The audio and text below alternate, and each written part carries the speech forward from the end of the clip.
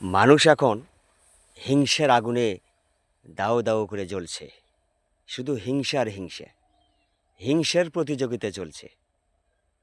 যে হিংসা করে, কটু কথা বলে কিভাবে আমি ভালো সাজতে চাই সমাজে, এই প্রতিযোগিতা কিন্তু এখন চলছে। যে আমাকে মানুষ কেন ভালো বলে না। জোর করে মানুষ সম্মান নেওয়া যায় না। আপনি ভালো কাজ করবেন, হক পথে সৎ পথে থাকবেন, সম্মান দেওয়ার মালিক হলো আল্লাহ তাআলা। আপনি কুটনামি করবেন, মিথ্যা কথা বলবেন, আর জোর করে সম্মান নিতে যাবেন, অসম্ভব। সম্মান দেওয়ার মালিক আল্লাহ।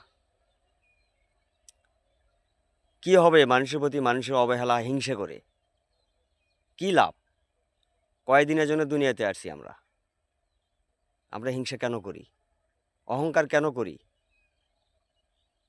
আমরা শ্রেষ্ঠ জাতি, শ্রেষ্ঠ ধর্ম ইসলাম। আমাদের শ্রেষ্ঠ ব্যবহার থাকবে, সুন্দর ব্যবহার থাকবে, আচরণ থাকবে।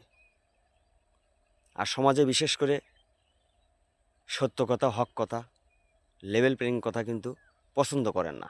যেহেতু অভ্যস্ত, আগে থেকে যে অভ্যস্ত, হ্যাঁ, গিরিঙ্গি মার্কা যে আমরা সমাজে যে আমাদের চলাফেরা, যে ব্যবহারটা, তেমন ছাড়তে পারতেছি না, মানে অভ্যস্ত।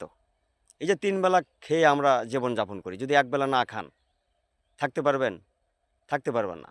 কারণ এই পরিবেশটাই, ব্যবহারটা আমাদের পূর্বে থেকে অভ্যস্ত।